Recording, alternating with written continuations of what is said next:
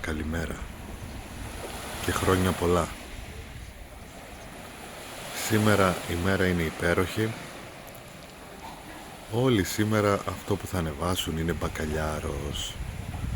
Εγώ σήμερα θα σας δείξω έναν τρόπο να μαγειρέψουμε ψάρια στα κάρβουνα χωρίς να κολλήσει η πέτσα τους. Πάμε λοιπόν να τα ετοιμάσουμε. Λοιπόν, θα κάνουμε τα ψαράκια μας σήμερα. Παίρνουμε το ψαράκι, αλατίζουμε παντού, να πάει παντού το αλάτι, πιπέρι και αυτό να πάει παντού. Βάζουμε σίγουρα ένα λεμόνι μέσα στην κυλίτσα του ψαριού. Το ίδιο κάνουμε και με το άλλο το ψάρι μας. Αλατάκι, πιπεράκι.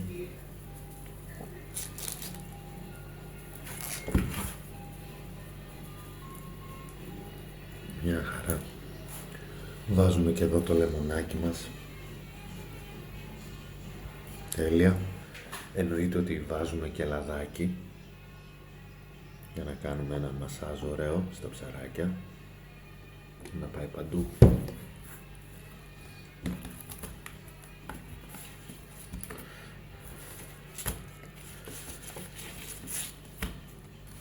Τέλεια.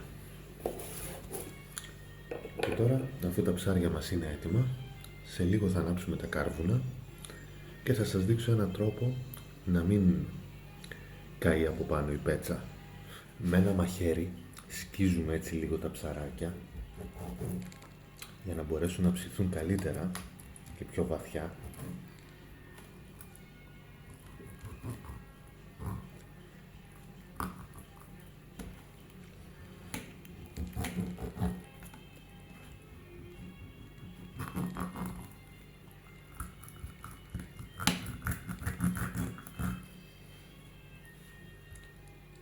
Και να τα έχουμε έτοιμα για τα κάρβουνα. Αφού ετοιμάσαμε τα ψάρια μας, ήρθε η ώρα να ανάψουμε και το μαγκάλι μας και να αρχίσουμε το ψήσιμο.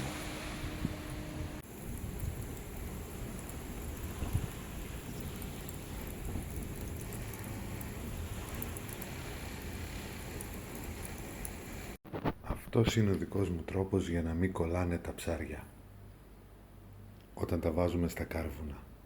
Τώρα θα τα τοποθετήσουμε και θα πάμε στα κάρβουνα.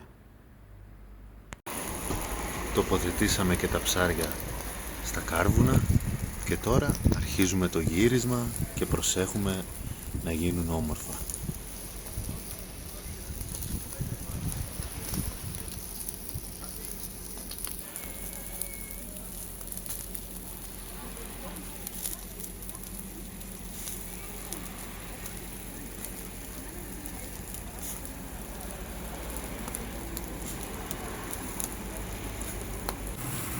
Σχεδόν έτοιμα είναι τα ψαράκια μας, παιδιά.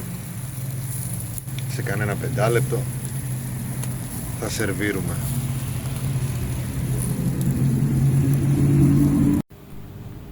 Τα ψαράκια μας, όπως βλέπετε, είναι έτοιμα.